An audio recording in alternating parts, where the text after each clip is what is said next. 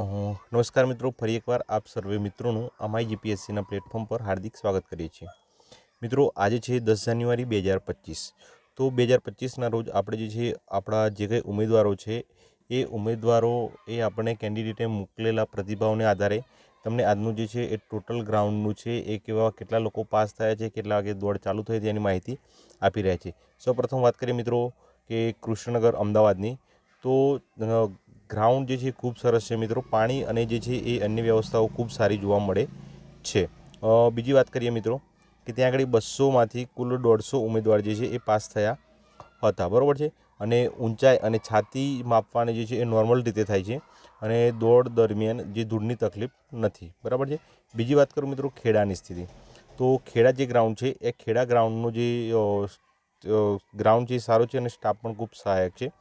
પ્રથમ રાઉન્ડ થયો હતો એમાં 200માંથી 80 પાસ થયા હતા અને બીજા દિવસે પણ સારી એક એવી હાજરી જોવા મળી હતી। વાત કરીએ ભરૂચની, તો ભરૂચની અંદર જ વાત કરીએ મિત્રો તો એનું જે શરૂઆત હતો 5:45 જે છે એ શરૂ થયું હતું।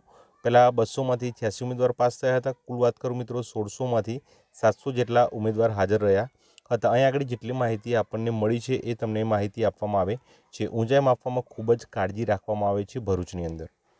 મહેસાણાની વાત કરીએ તો મહેસાણાની અંદર આપણને અહીં આગળ તમામ માહિતી મળી છે કે પહેલાં 200માંથી 80 જણા પાસ થયા હતા પહેલા રાઉન્ડમાં, બીજા રાઉન્ડમાં 200માંથી 83 જેવા પાસ થયા છે અને ત્રીજા રાઉન્ડમાં 200માંથી 75 જેવા પાસ થયા છે, એટલે કે પાસિંગ રેટ જે છે ઘણો સારો કહી શકાય છે। ત્યાર પછી જૂનાગઢની વાત કરીએ મિત્રો તો જૂનાગઢની અંદર 5:30 વાગે જે છે એ ગ્રાઉન્ડ ચાલુ થઈ ગયું હતું, જેની અંદર 200માંથી 125 ઉમેદવાર પાસ થયેલા છે।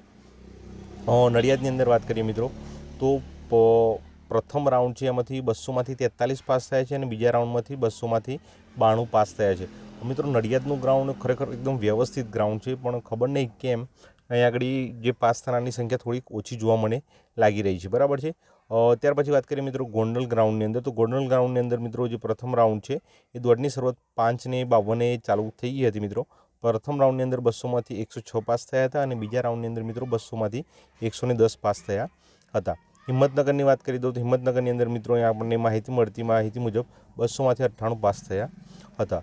રાજકોટની અંદર વાત કરીએ કે ત્રીજા સ્લોટમાં દોડમાં જે છે અહીં આગળ વાત કરીએ કે પ્રથમ રાઉન્ડની અંદર 200માંથી કુલ 111 પાસ થયા હતા, બરાબર। અને સ્ટાફ જે છે એ ખૂબ જ જે છે વ્યવસ્થિત છે એ રીતની વાત કરવામાં આવેલી છે। તો આ થયું મિત્રો આજનું ગ્રાઉન્ડ રિપોર્ટિંગ જે છે તમામ ગ્રાઉન્ડની માહિતી આપણે આપેલી છે।